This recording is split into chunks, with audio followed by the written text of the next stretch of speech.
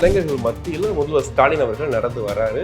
ஒரு 2-3 பேர் பூங்கொத்தை கொடுக்க ஓடுறாங்க, அந்த பவுன்சர்ஸ் தடுக்கிறாங்க. விஜய் அவர்கள் மாநாட்டில் எப்படி ஒரு ரெட் கார்பெட் நடந்து வந்தாரோ அதே மாதிரி இருக்கு. அந்த பாட்டுமே கிட்டத்தட்ட அதே மாதிரி தான் இருக்கு. இங்கதான் முதன் முறையா விஜய் உருவாக்கினார் விக்கிரவாண்டியில். அது பெரிய பாசிட்டிவான ஒரு வைபை கொடுத்துச்சு. இப்ப திமுகவும் அதை செய்யுது. ஆனால் விஜயை காப்பி அடிச்சிட்டாரு அப்படின்னு சொல்வதுதான் நமக்கு சங்கடமா இருக்கு. ஏன்னா அந்த பேட்டர்னா அவங்க மாத்திருக்கலாம். அது இதே மாதிரி ஒண்ணு பண்ணும்போது விஜய் பார்த்து காப்பி அடிச்சிட்டாருன்னு நாளைக்கு 4 பேர் பேசுறாங்கல்ல, அது உங்களுக்கு தவறா தெரியலையா? அதை மட்டும் கொஞ்சம் யோசிச்சிருக்கலாமே.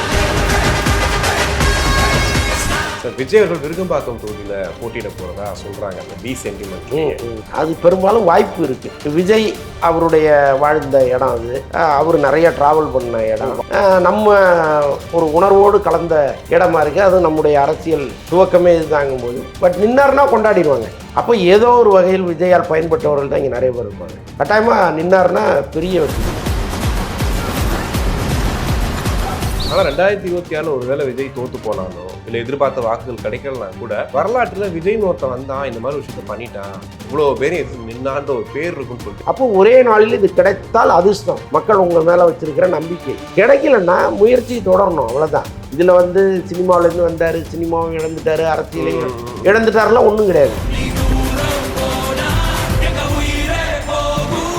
சின்னம் அது நாம் தமிழர் கட்சியில மடக்கு ஊதி அப்படிங்கிறது அதுக்கு பேர் வச்சு அவங்க சொல்றாங்க. அது ஒரு அசிங்கமான வார்த்தையா. அதாங்க அவரை செந்தமிழன் சீமான்னு சொல்றாங்கல்ல, அதான் அவங்க வாபஸ் ஒருத்தர் அவர் பேரை சொல்றதுக்கு கூட நமக்கு ரொம்ப அசிங்கமா இருக்கு. அப்படிப்பட்ட ஒருத்தர் அதை ரொம்ப மலிவா கொண்டு போய் மக்கள்கிட்ட சேர்க்கிறார். நீ மேடையில் 1000 தமிழ் பேசி என்ன பிரயோஜனம்?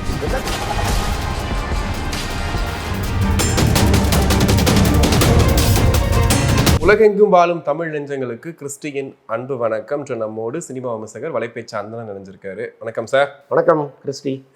சார், விஜய் அவர்கள் விருகம்பாக்கம் தொகுதியில போட்டியிட போறதா சொல்றாங்க. இந்த வி சென்டிமெண்ட்லயே கிட்டத்தட்ட வேளச்சேரி சொன்னாங்க, விருதுநகர் சொன்னாங்க, வேலூர் சொன்னாங்க, விருகம்பாக்கம் வந்திருக்கிறாங்க. உண்மைதானே அது? அது பெரும்பாலும் வாய்ப்பு இருக்கு. ஏன்னா விருகம்பாக்கம் தொகுதி கொஞ்சம் வீக்காத்தான் இருக்கு மற்ற கட்சிகளுக்கு. விஜய் அவருடைய வாழ்ந்த இடம் அது, அவர் நிறைய ட்ராவல் பண்ண இடம், வாழ்ந்த இடம் தான் இங்கே ஃபஸ்ட்டு இங்கே தான். ஆமாம், அவங்க வீடு விருகம்பாக்கம் தானே. ஸோ அதனால் நம்ம ஒரு உணர்வோடு கலந்த இடமா இருக்குது. அது நம்முடைய அரசியல் துவக்கமே இதுதாங்கும் போது அப்படி கூட நிற்பதற்கு வாய்ப்பு இருக்குது. பட் நின்னார்னா கொண்டாடிடுவாங்க. ஏன்னா சினிமா பீப்புள் நிறைய இருக்கிற இடமே விருகம்பாக்கம் தான். அப்போ ஏதோ ஒரு வகையில் விஜயால் பயன்பட்டவர்கள் தான் இங்கே நிறைய பேர் இருப்பாங்க. கட்டாயமா நின்னார்னா பெரிய வெற்றி. ஆனா பிரச்சாரத்துக்கு வர்றது போறதெல்லாம் சரியா இருக்கும்னு நினைக்கிறீங்களா? இந்த வந்துதானங்க ஆகணும். வராம எப்படி ஜெயிக்க முடியும்? வரணும் இல்ல, தப்பு இல்லையா? இப்ப இன்னைக்கு விருதுநகர்ல திமுக இளைஞரணி மாநாடு நடந்துடும் பேசிட்டு இருக்க டைம்ல அதுல இளைஞர்கள் மத்தியில் முதல்வர் ஸ்டாலின் அவர்கள் நடந்து வர்றாரு.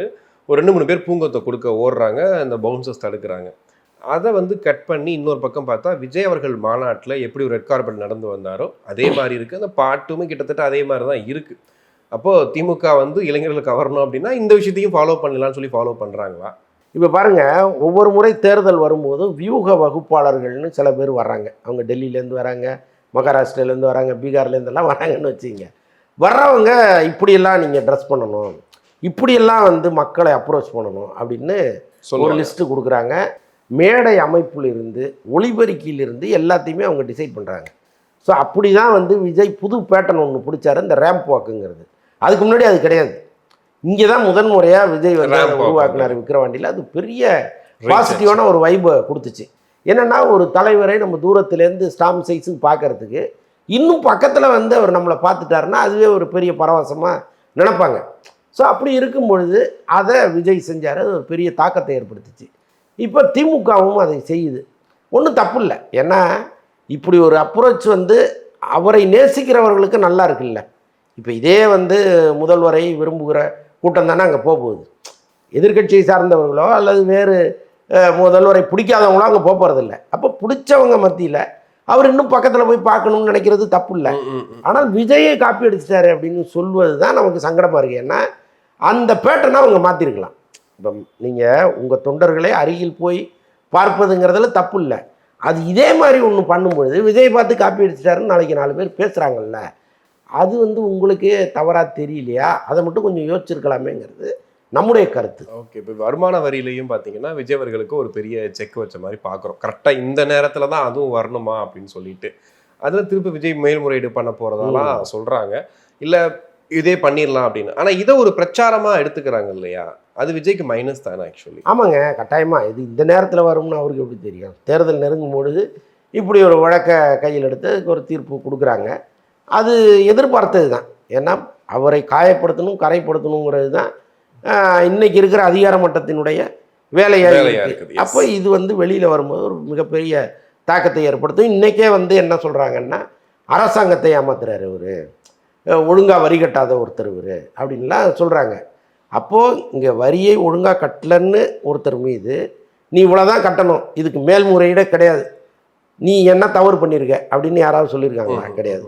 ஒரு சலுகை கொடுக்குறாங்க, நீ உன்னுடைய தரப்பு நியாயத்தை நீ மேலே போய் சொல்லலாம் அப்படின்னு சொல்லும் பொழுது நாம் வந்து அதில் முழுமையான குற்றவாளி இல்லைங்கிறது புரிஞ்சுக்க வேண்டியதாக இருக்குது. ஓகே இல்லையா? இன்னொன்று வந்து இப்போ அது அப்போது நடந்த சம்பவம் அது புலி படத்தில், அதில் வந்து அவர் அந்த சம்பளத்தை வாங்கினாரா வாங்கலையாங்கிறதே ஒரு கேள்வியாக இருக்குது. ஏன்னா அந்த படத்தை தயாரித்து 2 பேரில் ஒர்க்கிங் பார்ட்னராக உள்ளே போன பிடி செல்வகுமார் அவருடைய பிஆர்ஓ மேனேஜர். அப்போது ஒரு ஹீரோ என்ன பண்ணுவார்னா, என் சம்பளத்தை முழுசாக வச்சுட்டு அப்புறம் என்ன டப்பிங் கூப்பிடுங்கன்னு சொல்லுவார் யாராக இருந்தாலும். ஆனால் கூடவே இருக்கிற ஒருத்தர் ஒரு படத்தில் உள்ளே இருக்கிறாரு, அவருக்கும் ஒரு பங்கு இருக்குது அப்படிங்கும் பொழுது விஜய் என்ன பண்ணியிருப்பார்? தம்பி சம்பளத்தை அப்புறம் கொடுங்க, நான் உங்களுக்கு டப்பிங் பேசி கொடுத்துட்றேன்னு தான் வந்திருப்பார். இதுதான் நடந்திருக்கும். இப்போ இவங்க வந்து விஜயோட ஒரு ஒப்பந்தம் போட்டுப்பாங்க, உங்களுக்கு இவ்வளோ சம்பளம் சாருன்னு. இந்த ஒப்பந்தத்தை சரியாக அவங்க கொடுத்தாங்களா இல்லையாங்கிற ஒரு கேள்வி இருக்குது. ஸோ இது எல்லாமே விசாரணையின் அடிப்படையில் வர வேண்டியது. நாம் வெளியில் உட்காந்துக்கிட்டு ஒரே அடியாக அவர் மீது பழியை போட்டு அவர் வந்து பாரி ஏமாற்றிட்டாரு, அரசாங்கத்தை ஏமாற்றிட்டாரு அப்படின்னு சொல்கிறதுல அர்த்தமே கிடையாது. இன்னொன்று, அவர் மீது தவறு இருந்தால் அவர் ஏன் கோர்ட்டுக்கு போகிறார்? இப்போ நீங்கள் 1.5 கோடி கட்டணுங்க, 15 கோடி வருமானத்தை நீங்கள் ஏமாற்றிட்டீங்க, 1.5 கோடி கட்டுங்கன்னா கட்டிட்டு போகிறாரு. தப்பு இருந்தால். ஓகே, இல்லாத காரணத்தினால தான் அவர் வந்து நீதிமன்றத்துக்கு போகிறார். அப்போ எனக்கு நியாயத்தை சொல்லுங்கள், நான் வாங்கவே இல்லை, வாங்காத பணத்துக்கு நான் எது கட்டணும்னு போகிறாரு. அங்கே இப்போ தள்ளுபடி பண்ணிட்டாங்க, இப்போ மேல்முறையீடு போகணும் அல்லது சுப்ரீம் கோர்ட் போகணும், ஏதோ ஒன்று செய்யத்தான் போகிறாரு. அங்கே ஒரு வேளை விஜய்க்கு ஆதரவாக தீர்ப்பு வந்துச்சுன்னா இப்போ பேசினவங்களாம் என்ன பண்ண போகிறாங்க? இப்போ டிவிக்கு விருப்ப மனு பார்த்துருப்பீங்க, கிட்டத்தட்ட 50,000 பேர் கிட்ட கூடிட்டாங்க. விஜய் அவர்களே எதிர்பார்க்கல, ஒரு 5,000 பேர் வருவாங்கன்னு எதிர்பார்த்தோம், பட் இத்தனை பேர் கூடினது இந்த வரைக்கும் எந்த கட்சிக்கும் நடந்தது இல்லை அப்படின்ற மாதிரிலாம் பேசுகிறாங்க. அந்த அளவுக்கு அது பெரிய விஷயமா? அது இல்லைங்க, இப்போ விருப்ப மனு வாங்கிறதுங்கிறது எல்லா கட்சியிலையுமே அறிவிப்பாங்க. எல்லா கட்சியிலையுமே இப்போ ஊர்லேருந்து ஒருத்தர் கிளம்பி வருவார், அவருக்கு தான் நிற்கிற ஆசை இருக்கும். அவர் வர்றவர் சும்மா வர மாட்டார், அவருடைய ஆதரவை இங்கே காமிக்கணுங்கிறதுக்காக ஒரு 50 பேரோட சென்னையில் வந்து இறங்குவார். அறிவாலயத்துக்கு போவார், லைட்ஸ் காலனி போவார். இதெல்லாம் வந்து ஏற்கனவே உள்ள வழக்கம்தான். அப்படி தான் இங்கே ஒவ்வொருத்தரும் வந்து அவங்களுடைய ஆதரவாளர்களோட அங்கே வர்றாங்க. அது ஒரு மிகப்பெரிய கூட்டமாக மாறுது. இப்போ பாருங்கள், 50,000 விண்ணப்பங்கள் வித்திருக்கு ஒரே நாளில்னு சொல்கிறாங்க. 50,000 × 100 இவ்வளோ பெரிய கலெக்ஷன் ஆகிருக்கு. இப்போ வசூல் பண்ணுறதுக்காக இவங்க இப்படி ஒரு வேலையை பண்ணுறாங்க. சீட்டு கம்பெனி மாதிரி இதை நடத்திட்டாங்கன்னு ஒரு கையை நீட்டி விமர்சனம் பண்ணுகிற எல்லா கட்சிக்காரர்களுக்கும் நான் கேட்குறேன், உங்கள் கட்சியில் இது இல்லையான்னு சொல்லுங்கள். இப்போ லாய்ட்ஸ் காலனியில் அதிமுக அலுவலகம் இருக்குது, அங்கே நீங்கள் விருப்ப மனு வாங்குங்கன்னு சொன்னீங்கன்னா எவ்வளோ பேர் வந்து வாங்குறாங்க? அவங்களுக்கு சீட்டு கிடைக்காதுன்னு அவங்களுக்கு தெரியும், ஆனாலும் அவங்க சொல்கிற தொகையை கட்டி வாங்குறாங்கல்ல. வெக்கமில்லாமல் மனு கொடுக்குறீங்கல்ல. இப்போ நம்ம ஒருத்தருக்கு தான் சீட்டு கொடுக்க போகிறோம், அது யாருன்னு அவங்களுக்கும் தெரியும். இப்போ இந்த தொகுதினா அந்த தொகுதியில் யாருக்கு சீட்டு கொடுக்க போகிறோம்னு அவங்களுக்கு தெரியும். ஆனால் அங்கே எக்ஸ்ட்ரா கட்டுற ஒரு 50 பேர்ட்டு அந்த காசை வாங்குறீங்கல்ல, அதுதானே விஜய் கட்சியில் நடக்குது. திமுகவில் நீங்கள் என்ன செய்கிறீங்களோ அதுதானே விஜய் கட்சியில் நடக்குது. அது என்ன விஜய் செஞ்சால் மட்டும் தப்பு உங்களுக்கு? ஓகே, இது என்னமோ உட்காந்து ஒரு போலி சீட்டு கம்பெனி நடத்துகிறாரு, 100 ரூபான்னா 50,000 பேர் வந்து வாங்குறான், இப்போ இந்த காசை கொள்ளையடிக்கிறீங்க அப்படின்னு சொல்கிறீங்களே, நீங்கள் கொள்ளையடிக்காமல் இருக்கீங்களா? இந்த கேள்வி இயல்பாக எழுது இல்லையா? ஸோ அதனால் விமர்சனம் பண்ணணும்னு முடிவு பண்ணிட்டாங்க, எல்லாத்தையும் விமர்சனமாக்குறாங்க. ஓகே, ஆனால் அங்கே வந்த கூட்டம், மக்கள் வந்து அதனால் பாதிக்கப்பட்டதை நம்ம விரும்பலை. ஏன்னா இது தவிர்க்க முடியாத கூட்டம் தான். மக்கள் வந்து இந்த கூட்டத்தினால் பாதிக்கப்படுறாங்க.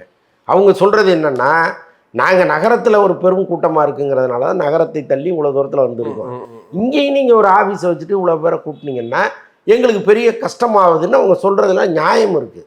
ஆனால் இதை தவிர்க்க முடியுமா? அந்த கூட்டத்தை ஒரு நாள் கூத்து தானே, வேறு வழி இல்லை, பொறுத்துக்கிட்டு தான் ஆகணும். ஆனாலும் அவர் என்ன பண்ணுறாரு, மக்களுக்கு நம்மளால் கஷ்டம் வந்துடக்கூடாது, அதனால் என்ன பண்ணுவோம், எல்லாத்தையுமே நீங்கள் வந்து வெப்சைட்டில் டவுன்லோட் பண்ணிக்கிங்க, டவுன்லோட் பண்ணி தபாலில் அனுப்புங்க. ஒரு 100 ரூபா டிடி எடுத்து அனுப்புகிறீங்களோ அது எப்படி இங்கே அனுப்புறீங்களா அப்படி பண்ணிடுங்க அப்படின்னு ஒரு சலுகையை ஒன்று கொடுக்குறாரு. இப்போ அங்கே கூட்டம் குறைஞ்சி போச்சு. இந்த மக்களுடைய உணர்வை புரிஞ்சுக்கிறவன் சரியான தலைவன் தானே. இப்போ இவ்வளோ பேர் நீங்கள் குற்றச்சாட்டு வச்சிங்கல்ல, அதை ஒரே நாளில் கிளியர் பண்ணிட்டாரு ஒருத்தர். அப்போ எங்கே போய் முகத்தை வச்சுப்பீங்க? இப்போ காலூர் செய்திகள் பார்த்துருப்பீங்க. அதில் வந்துட்டு காங்கிரஸ் வந்து விஜய் கட்சியையும் விஜயையும் ஒரு பகடக்காயாக யூஸ் பண்ணுது திமுக கிட்ட கூட்டணி பேரம் பேசுறதுக்காக அப்படின்ட்டு. ஆனால் தாவேகாவும் காங்கிரஸும் தான் கூட்டணி வைக்க போகிறாங்கன்ற மாதிரிலாம் ஒரு பக்கம் போகுது. அப்போ உண்மையிலே ஒரு பகடக்காயை தான் யூஸ் பண்ணுறாங்களா? இல்லை, அரசியலில் எது வேணாலும் நடக்குங்க. இப்போ திமுகவுக்கே பெரிய நெருக்கடியை விஜய் கொடுத்துட்டார். அங்கே கட்சியில் இருக்கிற அதாவது கூட்டணி கட்சிகளில் பல பேர் என்ன பண்ணுறாங்க, ஆட்சியில் பங்கு கொடுங்கன்னு கேட்க ஆரம்பிச்சிட்டாங்க. விடுதலை சிறுத்தைகள் கட்சி ஆமாம், கேட்க ஆரம்பிச்சிட்டாங்க. அது ரொம்ப உறுதியாக கேட்காம பங்கு கொடுத்தாலும் நல்லா இருக்கும்னு அவர் பேசியிருக்கிறாரு. பட் வெளியில் அப்படி பேசுகிறவர் உள்ள கட்டாயமாக ஒரு அழுத்தத்தை கொடுப்பாருன்னு நாம் நம்பலாம். அதே மாதிரி வழக்கமாக அவங்களுக்கு கொடுத்த சீட்டை விட இன்னும் அதிகமாக வேணும்னு கேட்குறாங்க. எல்லாத்துக்கும் காரணம் விஜய்னு ஒரு புதியவர் வந்திருக்கிறாரு. இல்லை, இப்போ ரீசன்ட் பேட்டியில் கூட பாமக ராமதாஸ் வந்துட்டா நான் வெளியே வந்துடுவேன்னு. ஆமாம், அவர் சொல்கிறார் அவருடைய சித்தாந்தத்தோடு நம்மளால் ட்ராவல் பண்ண முடியாது அப்படிங்கிறாரு. இந்த நம்பிக்கையை எது கொடுக்குதுன்னா விஜய் மாதிரி ஒரு ஆள் வர்றதுனால தான். ஸோ அப்படி இருக்கும்போது ஒரு பெரிய கலவரத்தை அவர் உள்ளே தூண்டிட்டார். அரசியல் வட்டாரத்தில் ஒரு பெரிய கலவரத்தை அவர் தூண்டிருக்கிறாரு. அதில் மாற்று கருத்து இல்லை. கண்டிப்பாக. இப்போது விஜய் அவர்களுக்கு நம்ம சொன்ன மாதிரி இந்த பிரச்சனையும் சேர்த்து ஏகப்பட்ட பிரச்சனை சுற்றி இருந்துகிட்டே இருக்கு. பேசாமல் சினிமாலே விஜய் நடிச்சிட்டு இருந்திருக்கலாம் அமைதியாக, பிரச்சனை இல்லாமல் அப்படின்ட்டு. ஆனால் 2026 ஒருவேளை விஜய் தோற்று போனாலோ இல்லை எதிர்பார்த்த வாக்குகள் கிடைக்கலனா கூட வரலாற்றில் விஜய்னு ஒருத்தன் வந்தான், இந்த மாதிரி விஷயத்த பண்ணிட்டான், இவ்வளோ பேரும் எது நின்னான்ற ஒரு பேர் இருக்குன்னு சொல்லிட்டு இன்றைக்கி அந்த டிவிக்கெல்லாம் நிறைய மீம்ஸாகவே பார்க்குறோம். நீங்கள் ஒரு சினிமா விமர்சகராகவும் அரசியல் விமர்சகரும் எப்படி பார்க்குறீங்க விஷயம்? இல்லை, அரசியலில் வெற்றி தோல்விங்கிறது சகஜங்க. நீங்கள் எடுத்த உடனே ஒரு இடத்துல போய் உட்காந்துடவே முடியாது. யாரும் அப்படி வந்தவங்களும் கிடையாது. எம்ஜிஆர் வந்து 17 வருஷம் காங்கிரஸ்லையும் திமுகலையும் இருந்துட்டு தான் முதலமைச்சராக ஆனார். திடீர்னு நேற்று கட்சி ஆரம்பித்து இன்றைக்கி வந்துடலாம் உட்காரல. ஒரு ஸ்ட்ராங் ஃபவுண்டேஷன் தான். அதே மாதிரி ஜெயலலிதாவும் எம்ஜிஆரோட பெரிய ட்ராவல் பண்ணி அதுக்கப்புறம் தான் அங்கே வந்தாங்க. அப்போது ஒரே நாளில் இது கிடைத்தால் அதிர்ஷ்டம். மக்கள் உங்கள் மேலே வச்சுருக்கிற நம்பிக்கை. கிடைக்கலன்னா முயற்சி தொடரணும், அவ்வளோதான். இதில் வந்து சினிமாவிலேருந்து வந்தார், சினிமாவும் இழந்துட்டார், அரசியலையும் இழந்துட்டாரெலாம் ஒன்றும் கிடையாது. சினிமாவில் அவருக்கான கரியர் அங்கே தான் இருக்கும். நாளைக்கு அவர் திரும்ப நடிக்க வந்தாலும் இதே கூட்டம் அவர் பின்னால் நிற்கும். யாரும் விட்டுட்டு போயிட மாட்டாங்க. அரசியலில் அவர் நினச்ச இடத்த அடையலைனாலும் ஒரேடியாக தோல்வி அடைஞ்சு ஒரு லெட்டர் பேர்டு கட்சி மாதிரிலாம் மாற மாட்டார். ஒரு ஸ்ட்ராங்கான கட்சியாக தான் அவர் இருப்பார். அப்படி தான் இப்போ இருக்கிற கூட்டம் இருக்குது. இப்போ எடுக்கிற கருத்து கணிப்புகள்லாம் பார்த்தா அவர் 2ஆம் இடத்தில் வருவார், அதிமுகவே 3ஆம் இடத்துக்கு போகுங்கிற அளவுக்கு சொல்கிறாங்க. இந்த ஸ்டேஜ்லேயே இப்படி இருக்குன்னா அவர் இன்னும் கொஞ்சம் இறங்கி வேலை பார்த்தாருன்னு வைங்க, அது இன்னும் கொஞ்சம் அதிகப்படியான வாக்குகளை கொடுக்கும் இல்லையா? அப்போ கட்டாயமாக இந்த சர்வே மாறும். ஓகே, அது என்ன நடக்குதுங்கிறத பொறுத்து இருந்தேன். பட் இருந்தாலுமே இப்போ நிறைய பேர் சொல்லக்கூடிய விமர்சனம் என்னென்னா, இப்போ அறிவாலயமாக இருக்கட்டும், இப்போ ராயபுரத்தில் உங்களுடைய அதிமுக அலுவலகமாக இருக்கட்டும், ரெண்டுமே வந்து சிட்டிக்கு நடுவில் இருக்குது. ஒரு கட்சினா அது இயங்கிக்கிட்டு இருக்குது அப்படின்னும் போது மக்கள் வருவாங்க போகிறாங்க, அவங்க பார்ப்பாங்க, ஏதோ கட்சி கூட்டம் நடக்குது, ஏதோ நடக்குது, அந்த கொடிகள் எல்லாத்தையும் பார்க்குறோம். ஆனால் பனையூருங்கிறது ஊருக்கு ஒதுக்குப்புறமாக இருக்கக்கூடிய விஷயங்கள். இப்போ ஊடகங்கள் போய் பார்க்குறது ஓகே, பட் நேரில் பார்க்கும்போது ஒரு கட்சி கொடியை வந்து உணர்றது கூட வழி இல்லாமல் அங்கே போய் வைக்கிறதுனால அதுவே ஒரு பின்னடைவாக இருக்காதா? பின்னடைவு இல்லையாங்க, அங்கே வச்சா இவ்வளோ கூட்டம் வருதுன்னா நீங்கள் சிட்டிக்குள்ளே வச்சிங்கன்னா என்ன ஆகும்? ஒரு சின்ன மீட்டிங்னா கூட பெரிய கூட்டமாகிடும். 5 லட்சம் பேர் கூடுவான். அங்கே 50,000 பேர் போனவன் இங்கே 5 லட்சம் பேர் கூடுவான். அப்போ உள்ளே இருக்கிற மக்களுக்கும் இடையூறு, தேவையில்லாத ஒரு சர்ச்சையை நம்ம கிரியேட் பண்ணுற மாதிரி ஆயிரும். அதனால் பனையூர் போகணும்னு அவர் வந்து திட்டமிட்டு தான் அங்கே போனார். இன்னொன்று, நீங்கள் எல்லாத்துக்கும் பர்மிஷன் கேட்கணும் போலீஸ்கிட்ட. அப்போ அவங்க உடனே கொடுக்க மாட்டாங்க. உங்களால் ஒரு பெரிய இடையூறு நடக்குது அப்படின்னு நீதிமன்றத்துக்கு போய் அந்த ஆஃபீஸே மூடுறதுக்கான வேலையெல்லாம் பண்ணுவாங்க. அப்போ இந்த தொல்லை எதுவுமே வேண்டான்னு இந்த பழனி முருகன் மாதிரி கோச்சிட்டு போய் அவர் ஒரு மலையில் உட்காந்துட்டாரு. அங்கே போன பிறகும் பிரச்சனைன்னா என்னதான் பண்ண முடியும் ஒரு மனுஷன்? ஓகே, கண்டிப்பாக. இப்போ வாக்குறுதிகள் ரீசெண்டாக பார்த்துருப்பீங்க. அதிமுகவில் 5 வாக்குறுதிகள்லாம், திமுகவில் 5 வாக்குறுதிகள். இவர் பெண்களுக்கு இலவசம்னா ஆண்களுக்கு இலவசம், 3 சிலிண்டர் இலவசம், இந்த மாதிரி வந்து தொடர்ந்து வாக்குறுதிகள் கொடுத்துட்டு இருக்காங்க. ஆனால் கடனே இங்கே இவ்வளோ கடன் இருக்குது, எப்படி நிறைவேற்ற போகிறாங்க அப்படிங்கிறது. விஜய் வாக்குறுதிகள் என்ன கொடுக்க போறாருன்னும் போது அவர் மக்கள் கிட்டேயே கேட்கணும்னு வெப்சைட்லாம் ஓப்பன் பண்ணிட்டாரு. ஆனால் விஜய் இலவசம்ன்ற விஷயத்த வந்து கொடுப்பாரா மாட்டாராங்கிறது பெரிய கேள்வியாக இருக்குது. ஏன்னா மாநாட்டில் பேசும்போதே இந்த மீன் பிடிக்க தெரியாதவங்க நாங்களே மீன் பிடிக்க கொடுப்போம் அப்படின்ற மாதிரி வார்த்தை சொல்லும்போது இலவசத்தை ஆதரிக்கிறான்ற மாதிரி தான் இருக்குது. ஆனால் படங்கள்ல இலவசம் எதிர்க்கிற மாதிரி அவர் சில விஷயங்கள்லாம் பண்ணுறாரு. ஸோ வாக்குறுதிகள் எப்படி இருக்குன்னு நினைக்கிறீங்க? வாக்குறுதிகள் நிச்சயமாக கவர்ச்சிகரமான வாக்குறுதிகளாக இருக்கும். அதில் இலவசங்கள் கட்டாயமாக இருக்கும். ஏன்னா இங்கே மக்களை நம்ம பழக்கப்படுத்திட்டோம். இலவசங்களை அவங்க வாங்கி பழகிட்டாங்க. இன்னொன்று அது தேவையானது தேவையற்றதுன்னு 2 இருக்குது. எல்லாத்தையுமே நீங்கள் இலவசமாக இங்கே கொடுத்து அவங்கள பழக்கப்படுத்தக்கூடாதுங்கிறது ஒன்று. ஆனால் தேவையானவற்றை கட்டாயமாக கொடுக்கணுங்கிறது இன்னொன்று. அப்படிப்பட்ட நீங்கள் பல உதவிகளை பார்த்தீங்கன்னா, முக்கியமாக மாணவ மாணவிகளுக்கு தரப்படுகிற லேப்டாப்பு, சைக்கிளு, இன்னும் பல விஷயங்களை நம்ம எடுத்துக்கலாம். அதே மாதிரி வேலை இல்லாத பெண்கள் வந்து இல்லந்தோறும் ஒரு 1000 ரூபா வாங்குறதுங்கிறது அவங்களுக்கு ஒரு மிகப்பெரிய தொகை. பல கிராமங்களில் நீங்கள் போய் பார்த்தீங்கன்னா, கணவனால் கைவிடப்பட்டவர்கள், கணவன் இல்லாதவர்களுக்கெல்லாம் இது ஒரு பெரும் தொகையாக இருக்குது. அப்போது அதெல்லாம் தேவை தான். இது மாதிரி ஏதாவது ஒன்று விஜய் கட்டாயமாக அவருடைய வாக்குறுதி இருக்கும்னு நான் நம்புகிறேன். ஓகே, இருக்கும். ஏன்னா இப்போ இந்த 2 கட்சிகளையுமே மக்கள் விரும்புவதற்கும் மாறி மாறி ஓட்டு போடுவதற்கும் காரணம் வந்து இது போன்ற இலவசங்கள் தான். இதை கொடுத்து மக்களை சோம்பேறியாக்காதீங்க அப்படி இப்படின்னு பல பேர் பேசினா கூட தேவை உள்ளவர்களுக்கு கொடுப்பதுங்கிறது ஒரு அரசின் கடமை. ஸோ அதை வந்து 2 அரசுகளும் மாறி மாறி பண்ணியிருக்கு. விஜயும் அப்படி ஒரு பெரிய விஷயத்தை கையில் எடுக்கணும். அவர் என்ன எடுக்க போகிறாருன்னு நமக்கு தெரியல. ஆனால் இவங்க கொடுக்குற வாக்குறுதிகளில் சில போலியானவைங்கிறத நம்மளால் உறுதியாக தெரிஞ்சுக்க முடியுது. இப்போ ஆண்களுக்கும் நாங்கள் வந்து 2000 ரூபா மாதம் கொடுப்போம்னா அப்போ வேலைக்கே போக மாட்டானே பாதி பேர். இலவச பேருந்துனா மொத்தமா எல்லாருக்குமே இலவசம் தானே? பெண்களுக்கு இலவச பேருந்துனா ஆண்களுக்கு இலவச பேருந்து. போக்குவரத்து கழகம் எப்படி இயங்கும்? முதல்ல ஏற்கனவே அவங்களுக்கு போனஸ் கொடுக்கறதுக்கு இங்கே காசு கிடையாது. கொடுக்க வேண்டிய பணத்தையே கொடுக்காம நிறுத்தி வச்சுருக்காங்க. கேட்டால் போக்குவரத்து துறை வந்து லாஸில் இருக்குது அப்படிங்கிறாங்க. அப்படி இருக்கிற சூழ்நிலையில் ஆணுக்கும் இலவசம் பெண்ணுக்கும் இலவசம்னா எப்படி நடத்த முடியும் ஒரு போக்குவரத்து துறையை? இதுமாரி பல சிக்கல்கள் இருக்குது, நிறைய கேள்விகள் இருக்குது. இந்த மாதிரி கேள்விகளெல்லாம் இல்லாமல் இவரால் இதை செய்ய முடியும் அப்படிங்கிற அளவுக்கு அந்த இலவசம் இருக்கணும். ஏற்கனவே இவர்கள் சொன்ன இலவசமாக இல்லாமல் அது வேற ஒன்றா இருந்தால் நல்லாயிருக்கும். அது என்ன முடிவு எடுத்திருக்காங்கன்னு தெரியும். ஓகே, இப்போ இந்த விசில் சின்னம் அது வந்து நாம் தமிழர் கட்சியில் வந்துட்டு மடக்கு ஊதி அப்படிங்கிறது வந்து அதுக்கு பேர் வச்சு அவங்க சொல்கிறாங்க.